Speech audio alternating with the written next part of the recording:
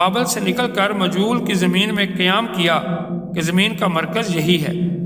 اس قوم کو اللہ تعالیٰ نے پیغمبری، نبوت، کتاب، شریعت، حسن و جمال، گندم گوئی اور گورا رنگ عطا فرمایا۔ محمد بن صائب فرماتے ہیں کہ ہندی قوم کے ایک بیٹے کا نام مکران تھا۔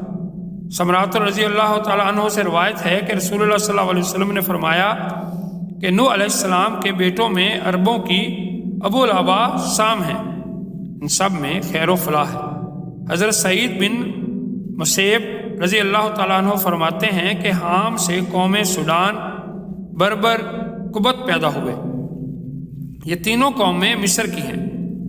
حام کی اولاد کی رنگت سیاہی، اوپر کچھ سفیدی مائل ہے، جو حبشی النسل ہے۔